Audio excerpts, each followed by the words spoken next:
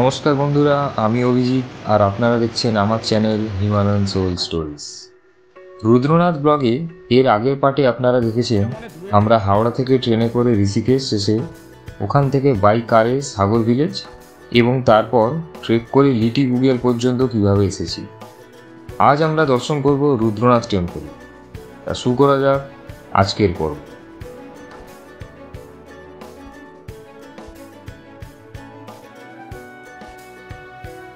Good morning.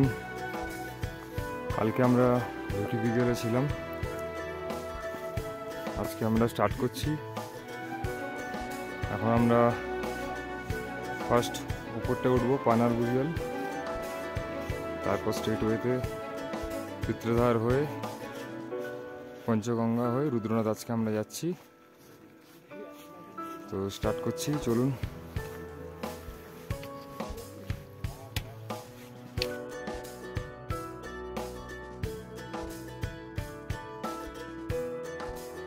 আমরা এখন এসে পৌঁছলাম পানার বুগিয়ালে। সত্যি দারুণ জায়গা।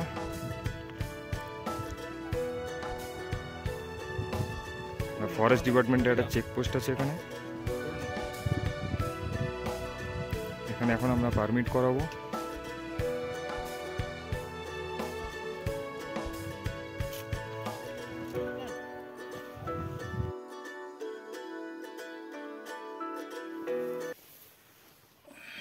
ঘাটে ঘাট নিচে অনেকটা জায়গা, বুগিয়াল ছোট হয়ে গেল। এটা পানার বুগিয়াল, এটা আর্মি বেস ক্যাম্প। এখানে আমাদের পার্চি কাটাতে হলো, যেটাকে পারমিশন। পার হেড 150 টাকা করে লাগছে ট্রেকটা কমপ্লিট করার জন্য। এটা রাস্তা।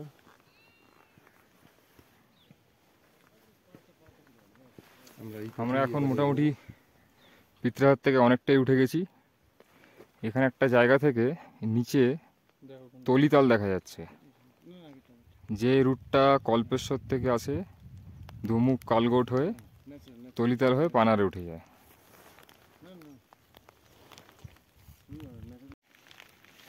আমরা এখন প্রচণ্ড চড়াই পার করে পিতৃধারে এলাম। এই হচ্ছে পিতৃধার।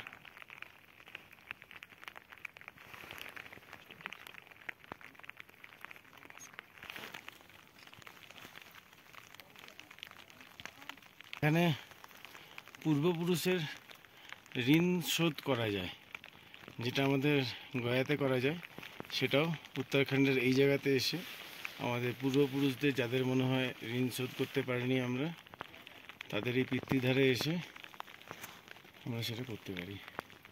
সেই অর্থে নাম হয়েছে পিতৃধার।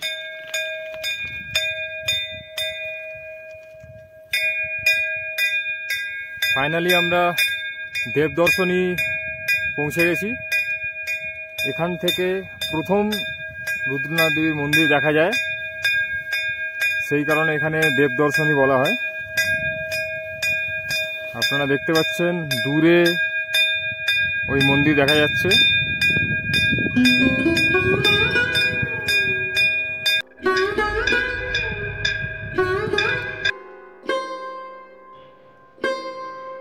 গাড়োয়াল হিমালয়ের অন্তঃপুরে 11,800 ফিট উচ্চতায় অবস্থিত পাহাড় কেটে গুহারূপী রুদ্রনাথ মন্দির। খাড়া চড়াই রাস্তা, কনকনে ঠান্ডা, বৃষ্টি, দুর্গমতা প্রতি পদে পদে। অনির্বচনীয় সুন্দর শোভা, চারিপাশ জুড়ে সবুজ সবুজ বুগিয়াল, বিভিন্ন শৃঙ্গ, কুণ্ডের জলের প্রতিফলন অতুলনীয় প্রাকৃতিক পরিবেশ সৃষ্টি করেছে। এই হচ্ছে সেই রুদ্রনাথ মন্দিরের গেট।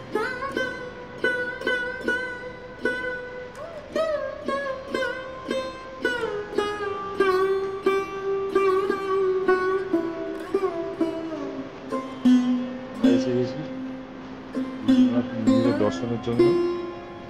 7টার সময় পুজো শুরু হবে এবং আরতি টাইম।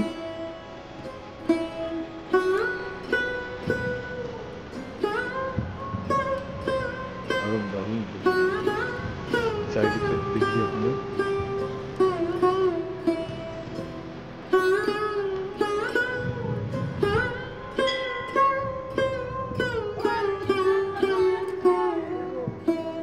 মন্দিরে ঢুকতেই প্রথমে চোখে পড়ে শিবের মহিষরূপী কালো গোষ্ঠী পাথরের মুখমণ্ডল। চোখ দুটি খুবই সুন্দর, নাক তীক্ষ্ণ, পাকানো গোঁফ, অপূর্ব মুখশ্রী। নিচে বৈতরণীতে সূর্যকুণ্ড, তারাকুণ্ড, চন্দ্রকুণ্ড। এখান থেকে ত্রিশূল, হাতি, নন্দাদেবী, নন্দাঘুন্টি, সুন্দর পর্বতমালা দৃশ্যমান। আমরা পূজা দিলাম, আরতি দেখলাম এবং ভয়ঙ্কর 2 ঘন্টার বৃষ্টি দেখলাম, যা ভয় পাইয়ে দিয়েছিল আমাদের ওই রাতে।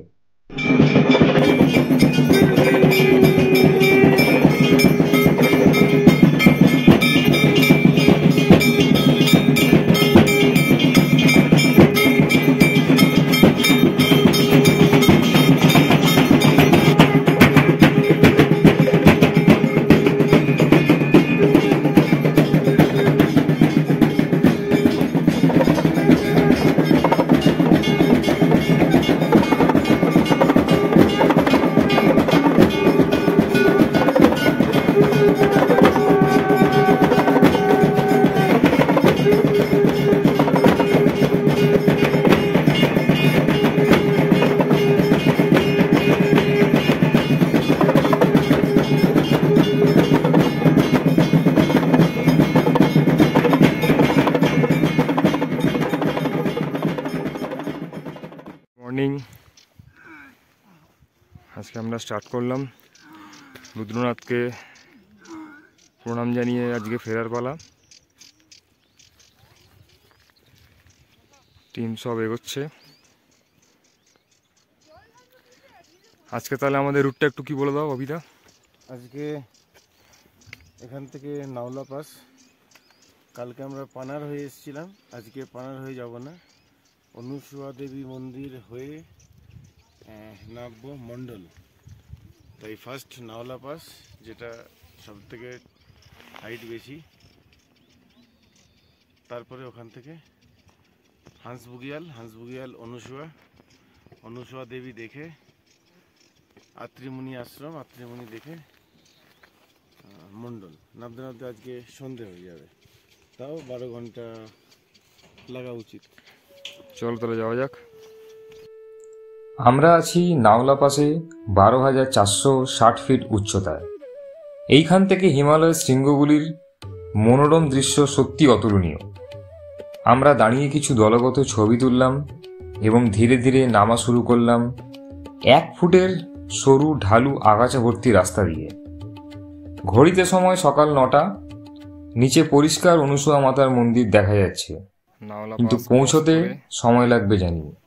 এবার আমাদের নামা শুরু, পুরো টোটালটাই নামা।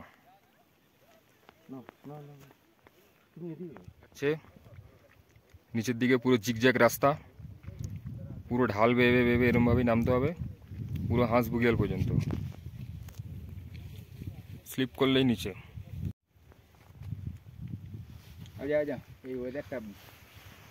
মেঘ নামছে আস্তে আস্তে করে নিচের দিকে।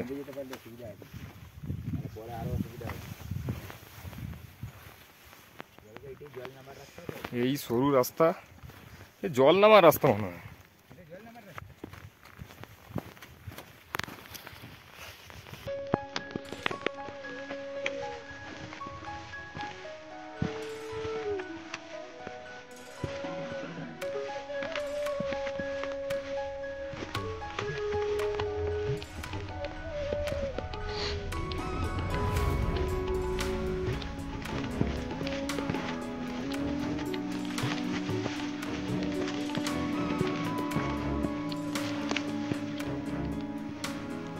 দূরে নিচে অনুসুয়া মাতার মন্দির দেখা যাচ্ছে। আজকের গন্তব্য ওখানেই, আমরা এখন ওখানে পৌঁছবো। আর ওই দূরে হচ্ছে মন্ডল ভিলেজ।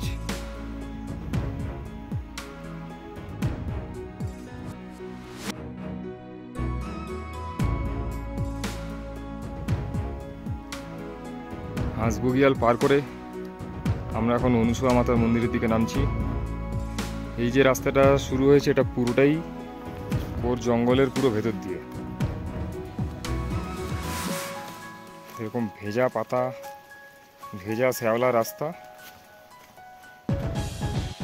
পুরোটাই ডাউন।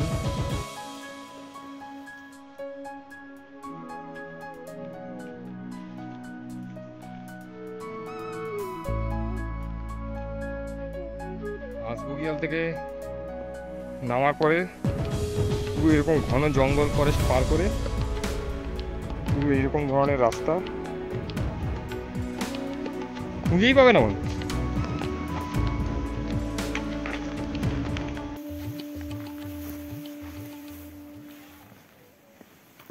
আসো আসো,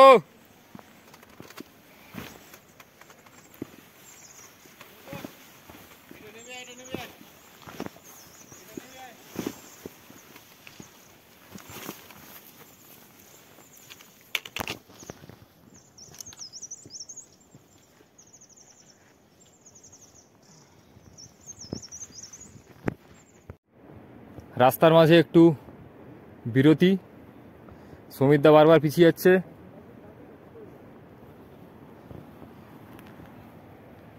পুরো ডিপ ফরেস্টের মধ্যখান দিয়ে রাস্তা।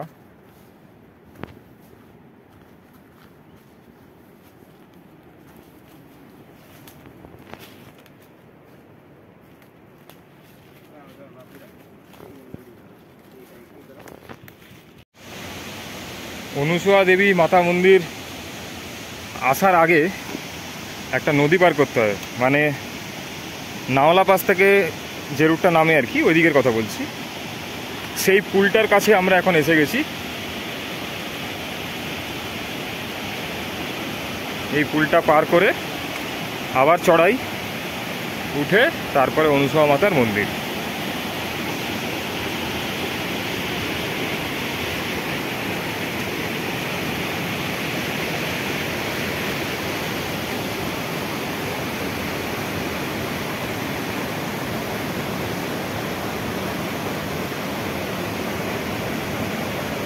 এইটাই আবার গিয়ে আত্রিমণি আশ্রমের কাছে যাচ্ছে, যেখানে আত্রিমণি গুফার ওখানে একটা ঝর্ণা দেখা যায়।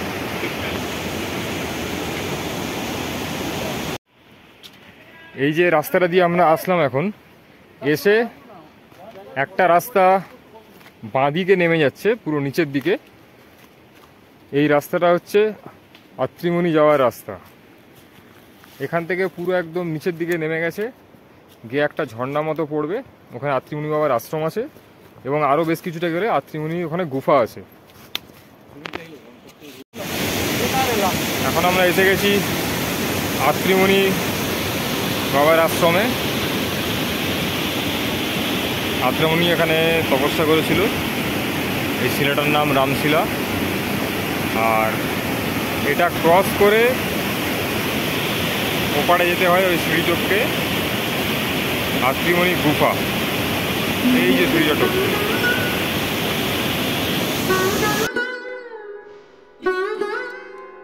এখন আত্রিমণি আশ্রম পার করে মাতা অনুসুয়া দেবী মন্দিরে এসে গেছি। অনুসুয়া দেবী হলেন ঋষি আত্রিমণির স্ত্রী। ব্রহ্মা, বিষ্ণু এবং শিব তাদের স্ত্রীদের দ্বারা প্ররোচিত হয়ে ছদ্মবেশে ভিক্ষাবৃত্তির জন্য তার আশ্রমে এসেছিলেন এবং তার সতীত্বের পরীক্ষা করার জন্য পোশাক ছাড়াই খাবার পরিবেশন করতে বলেছিলেন এবং তিনি এই শর্তে রাজি হয়েছিলেন। বুঝতে পেরেছিলেন তাদের ছল। তখন তিনি তাদের শিশুতে রূপান্তরিত করে বুকের দুধ পান করিয়েছিলেন, তাদের পুত্রে রূপান্তরিত করেছিলেন। তার সাথে সময় কাটানোর কারণে দেবতারা পরবর্তী সময় তার পুত্র হিসেবে একত্রে জন্মগ্রহণ করেন। তাই দেবতাদের মাতা হলেন অনুসুয়া দেবী।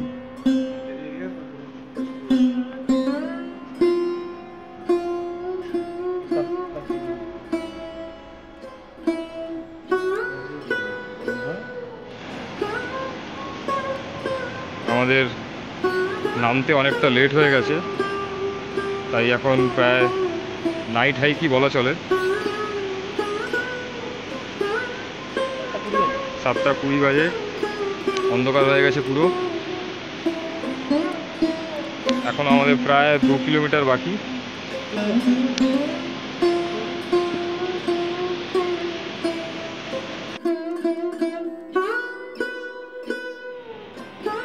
ফাইনালি আমরা রুদ্রনাথ ট্রেক শেষ করলাম। ভিডিওটি যদি ভালো লেগে থাকে তাহলে অবশ্যই লাইক, সাবস্ক্রাইব ও শেয়ার করে দেবেন। ডিটেলস ডেসক্রিপশন বক্সে পেয়ে যাবেন। আজকের ভিডিওটি এই পর্যন্তই। দেখা হচ্ছে অন্য এক পর্ব নিয়ে।